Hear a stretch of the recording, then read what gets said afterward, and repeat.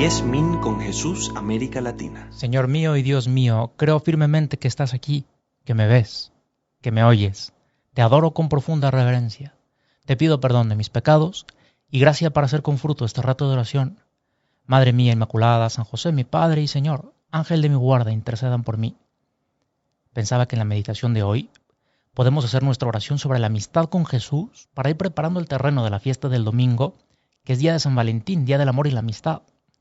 Me gustaría considerar en primer lugar la más grande revelación que nos hizo Jesucristo, cuando en la última cena con los apóstoles les dice: nadie tiene amor más grande que el de dar uno la vida por sus amigos. Ustedes son mis amigos si hacen lo que les mando.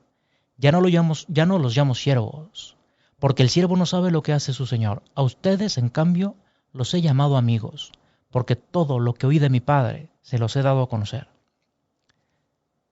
Queremos meternos a fondo en esta amistad con Jesús. ¿Recuerdas a aquel muchacho joven, también del Evangelio, que le pregunta al Señor: Maestro bueno, ¿qué tengo que hacer para alcanzar la vida eterna?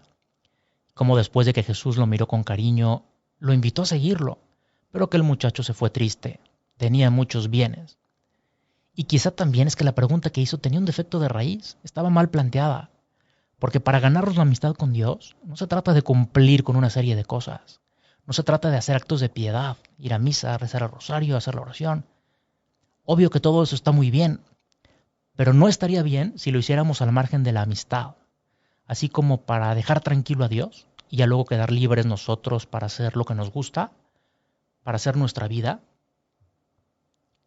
A veces podríamos pensar equivocadamente que Dios es como un bebé, al que queremos mucho, pero demanda mucha atención hasta que lo dejamos dormido.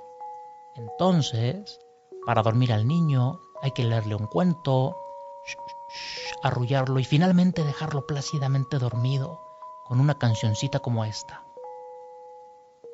Ya entonces poder salirse de puntitas de su cuarto, cerrar la puerta sin ruido y decir: por fin, ya podemos irnos y hacer lo que más nos gusta. Vámonos a ver la tele o a cenar o lo que sea, que al niño ya lo dejamos dormido. Con Dios, con Jesús, no se trata de eso, sino que se trata de una relación personal de amigos, que implica todo tu ser, que lo compromete todo. Y por eso es muy bueno que mientras meditamos en los distintos aspectos que nos permiten crecer en esta amistad, hagamos examen. ¿Estoy dispuesto a entrar en esa amistad con Jesús? ¿Quiero entrar en un camino que me va a llevar a vivir para los demás? Es decir, a complicarme la vida, porque ser amigo de Jesús significa que nos vamos a complicar la vida. Que como decía el Papa en aquella primera jornada con los jóvenes en Brasil, 2013, va a haber lío, va a haber relajo. Pero ese relajo es parte del camino. Cuando uno se hace amigo de alguien, sufre, porque la amistad verdadera afecta al núcleo más íntimo de nuestro ser. Nos compromete a saltar al ruedo como los toreros y a ver de frente al toro, no desde la barrera. No nos podemos quedar como espectadores. Una vez hablando con un muchacho, cuando le proponía dar un paso en su vida interior, a ser generoso con el Señor, me decía: Pater, pero sin complicarme demasiado, porque yo lo que quiero es estar tranquilo. Hay una película de la vida real de C.S. Lewis, protagonizada por Anthony Hopkins, Tierra de Penumbras, Shadowlands en español. C.S. Lewis es un escritor y profesor de Oxford que tiene fama de ser uno de esos profesores que viven solterones toda su vida, que andan en su mundo con sus amigos, en sus reuniones, pero sin complicarse la existencia demasiado, sin comprometerse con nadie. Pero de repente Lewis, cuando ya tiene ciertos años, se enamora de una mujer que al poco tiempo se pone enferma de cáncer y aún así se casan. Finalmente muere su mujer y lógicamente su muerte lo dejó desolado. Pero al mismo tiempo fue una experiencia que le permitió profundizar de una manera insospechada en la realidad humana sobre la que ya había escrito en muchos libros. Él había escrito sobre todo tipo de cuestiones del ser humano, de la oración, de la fe, incluso del dolor y del sufrimiento. Pero aquel amor personal le hizo ver que muchas de esas cosas que había escrito son muy distintas cuando las vives en primera persona. Poco antes de morir, escribió uno de sus mejores libros, que se titula Los 4 amores. Lo escribe después de haber amado y dice lo siguiente: amar de cualquier manera es ser vulnerable. Basta con que amemos algo para que nuestro corazón, con seguridad, se retuerza y posiblemente se rompa. Si uno quiere estar seguro de mantenerlo intacto, no debe dar su corazón a nadie, ni siquiera a un animal. Hay que rodearlo cuidadosamente de caprichos y de pequeños lujos, evitar todo compromiso, guardarlo a buen recaudo bajo llave en el cofre o en el ataúd de nuestro egoísmo. Como diciendo, si no quieres sufrir en esta vida, no ames. Mejor cierra la llave de tu corazón en el cofre o en el ataúd de tu egoísmo, en la tumba será, porque vas a vivir una vida de muerto, pero por lo menos no vas a sufrir. En cambio, plantearnos la amistad con Jesús, en el fondo es decir, estoy dispuesto a abrir mi corazón a otra persona. No solamente estoy dispuesto a hacer una serie de cosas, a cumplir con una serie de normas, esto viene después, sino a tener una relación personal de amigos. Y una relación personal siempre tiene un desarrollo inesperado, sorprendente. El punto es pensar, ¿estoy dispuesto a dejar que Jesús me sorprenda? Fíjate lo que nos decía el Papa en aquella exhortación a los jóvenes, Christus Vivit, hablando de la amistad con Jesús, nos dice Papa Francisco, no prives a tu juventud de esta amistad. Podrás sentirlo a tu lado no solo cuando ores, reconocerás que camina contigo en todo momento. Intenta descubrirlo y vivirás la bella experiencia de saberte siempre acompañado. Es lo que vivieron los discípulos de Emaús cuando mientras caminaban y conversaban desorientados, Jesús se hizo presente y caminaba con ellos. Pues el Papa nos anima a acercarnos a aquellos dos discípulos de Emaús, ¿te acuerdas de ellos? Que después de la muerte del Señor vuelven a su pueblo totalmente desanimados. Van con el corazón roto porque habían amado y su amor había muerto, ¿y de qué manera? Y dice el Evangelio que iban conversando entre sí de todo lo que había acontecido y mientras comentaban y discutían, el propio Jesús se acercó y se puso a caminar con ellos. Aunque sus ojos eran incapaces de reconocerle. Y les dijo, ¿de qué vienen hablando entre ustedes por el camino? Es la pregunta que Jesús nos dirige cada vez que nos sentamos a rezar. ¿Qué te preocupa? O mejor dicho, ¿qué es lo que ocupa tu corazón? ¿Qué tienes entre manos? ¿En qué estás pensando? Bueno, eso es la oración. La oración es compartir con el Señor lo que llevamos dentro. Y pueden ser cosas que nos alegran, cosas que nos entristecen.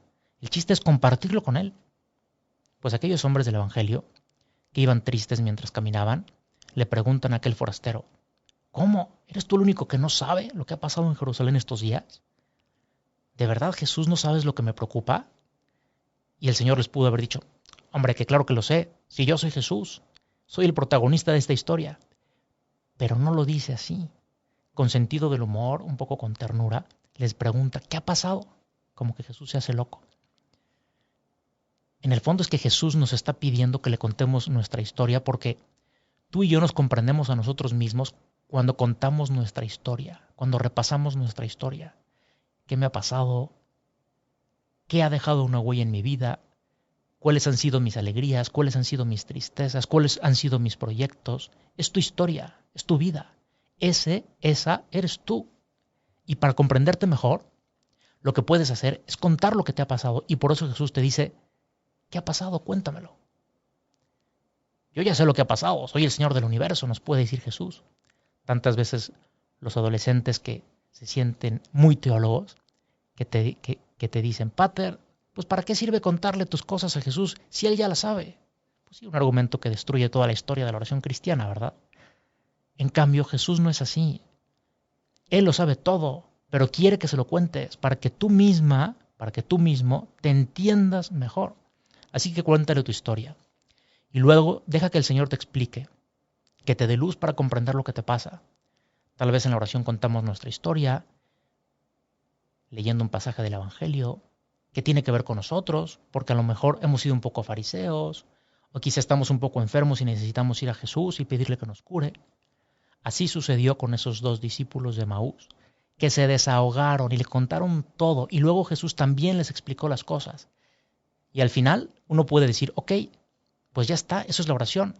Sin embargo, cuando Jesús hace ademán de seguir adelante, cuando parece que estos dos ya pueden seguir por su cuenta, viene lo más interesante. Ellos le dicen, quédate con nosotros, porque se hace tarde y está anocheciendo. que en el fondo es decirle, no te vayas, te necesito. Y aquí es donde empieza la amistad con Jesús, porque el Señor, que antes, quizá años antes, les había dicho a estos dos, ven y sígueme, y ellos le habían seguido, pero en algún momento de su vida, para ellos es en esta escena, espera que también nosotros le digamos a Jesús, Señor, quédate con nosotros, quédate conmigo. Es que no solamente yo te sigo a ti, Jesús, es que también yo necesito que te quedes conmigo. Es que no solamente tú me invitas a seguirte, sino que yo te pido que te quedes. Si te fijas, son las dos cosas. El Señor que nos llama y nosotros que le llamamos a Él. Y entonces empieza esa amistad contigo, Jesús, en la que yo soy importante para ti, que me llamas, y tú eres importante para mí, y te pido que te quedes. Las dos cosas. Fíjate que ya no es solo como el episodio del joven rico, que le dijo, ¿qué tengo que hacer para ser feliz? Y que Jesús le contestó, ven y sígueme. Y él que se fue triste. ¿Qué hubiera pasado si aquel muchacho le hubiera dicho, Jesús, no te vayas, quédate conmigo? Pues vamos a terminar haciendo un poco de examen por nuestra cuenta en silencio con estas preguntas. Señor, yo en mi vida te he pedido que te quedes, te he pedido que seas tú el que vaya a mi lado, no solo que me ayudes cuando una cosa me va mal o cuando me pasa algo malo, sino, Señor, quiero estar contigo siempre.